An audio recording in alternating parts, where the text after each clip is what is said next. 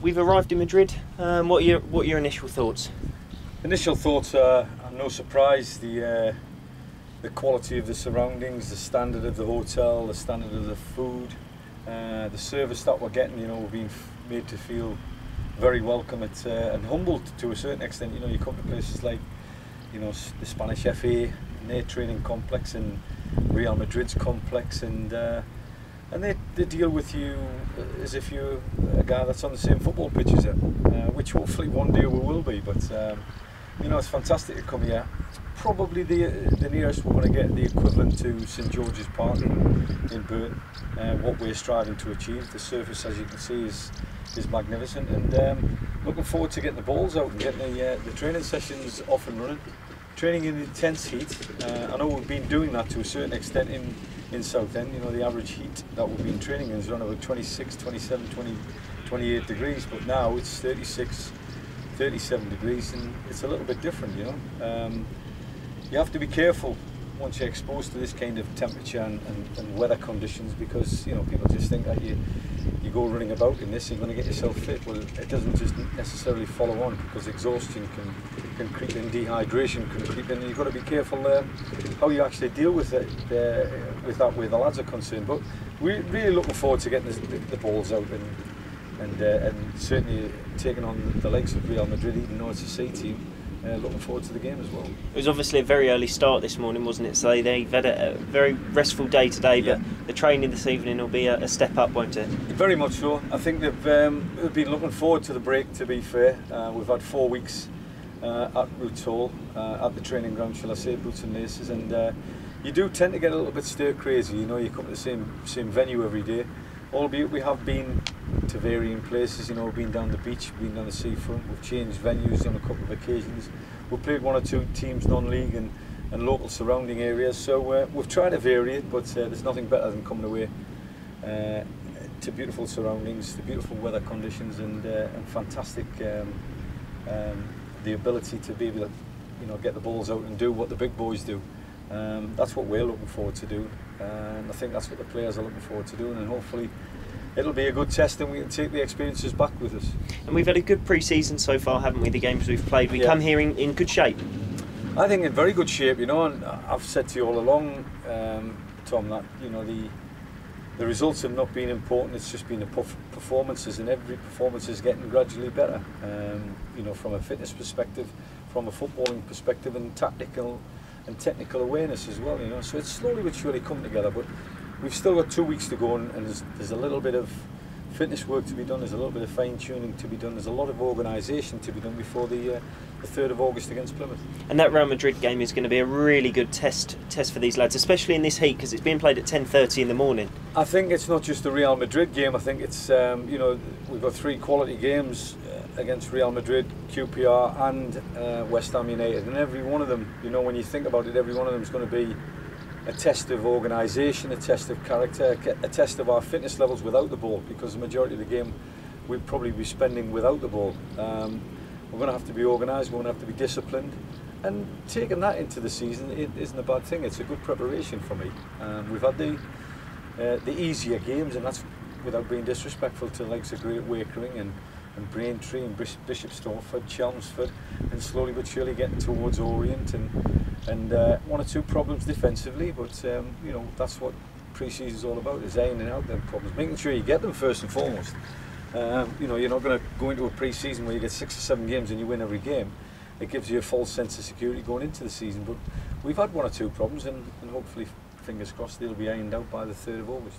It's a great team bonding opportunity, this, isn't it? They're all together for 3 or 4 days, and a good opportunity for the 3 new lads to get to know each other, and there's a couple of trialists, of course. Yeah, you know, the Ben Cokers and John Waits of this world, and obviously we've added, I'll get his name out in a minute, I'll not tell you. Will Atkinson? Thank you. And the Will Atkinsons of this world. I'll start again, shall I? The Ben Cokers and the John Waits and the Will Atkinsons of this world have integrated into the squad very well. They look as if they're hungry and keen for to impress, and it's not me they're going to impress, it's the Southend United fans when they they do get an opportunity to see them in the real world, as it were. But then we've got 1 or 2 trialists, hopefully they'll come through successfully in this trip, and there'll be contracts waiting for them when we get back. But then we've got 2 important games when we get back, and still 1 or 2 deals to be done. I'm still not happy with the final picture yet. You know, I think we've still probably 4 or 5 bodies short for to take on the rigours of a 46-game season, and you know, fingers crossed we'll be able to get them in before the 3rd of August. But if not, you know, the window's still open until the 31st of August, so there's still a bit of work to do. But in the meantime, when the 3rd does come around, we've got to make sure that we're well versed out there, that we're going to win the first game. Just because we're out here in Madrid doesn't mean work's still going on back in Southend, does it? It's all it's still busy back there. Very busy. Steve Kavanagh's got a lot of business to be done whilst we're away, and Bob Shaw is at boots and laces at the moment, trying to get the 1 or 2 players in time for when we get back. And if that's just to have a look at them in games, or if that's actually contracts on the table, then fingers crossed, as I say, they'll be in before the 3rd of August. How excited are you for the start of the new season against Plymouth on the 3rd? I think this is always an exciting time as a manager or a coach or a player. You're in the unknown. You're coming into a new regime, a new manager, new ideas, new methods, you know, a new set of players, new patterns of play, new systems. There's all sorts of excitement as a player, but none better.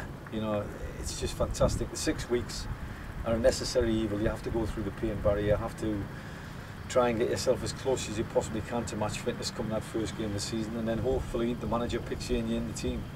So it is an exciting time. It's a frustrating time as well, but you know, excitement is the right word, and I'm just desperate for the first whistle to kick off on the 3rd of August. Just a quick word on QPR and West Ham. You must be looking forward to welcoming Harry Redknapp's side and Sam Allardyce's sides to Roots Hall. Yeah, delighted. You know, from the experiences, I suppose, in the Premier League and in the Championship, that you brush shoulders with these kind of guys. And it was a hastily arranged pre-season. I've got to say it. You know, there wasn't much in place when I first took over with 5 or 6 games to go of last season.